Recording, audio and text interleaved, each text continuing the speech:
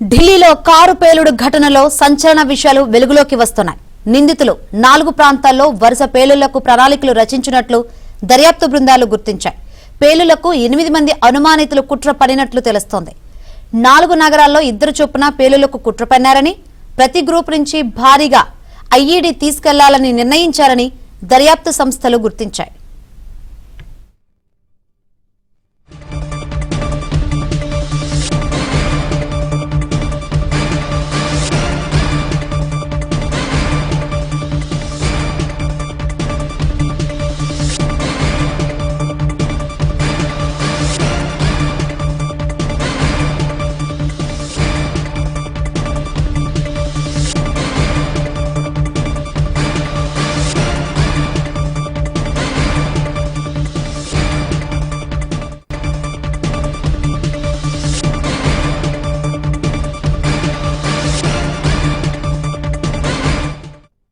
పేలుడుకు సంబంధించి మరో కీలక విషయం బయటపడింది. పేలుడు సమయంలో డాక్టర్ ఒమర్ కారులోనే ఉన్నట్లు నిర్ధారించారు.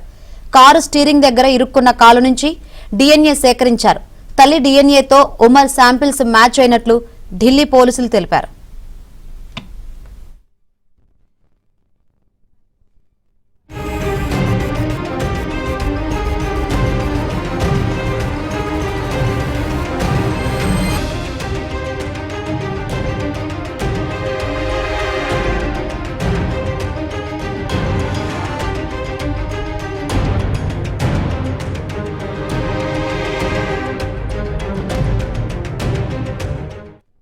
మరోవైపు ఈ ఘటనలో దర్యాప్తు బృందాలు మరో డాక్టర్ను అరెస్ట్ చేశాయి.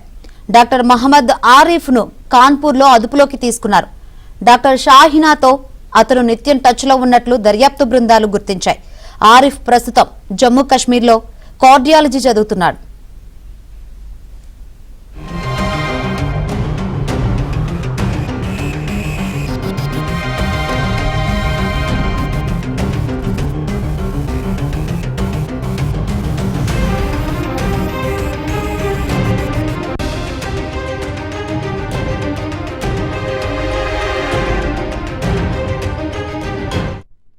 అటు కారు పేలుడు ఘటనలో మృతుల సంఖ్య 13కు చేరింది.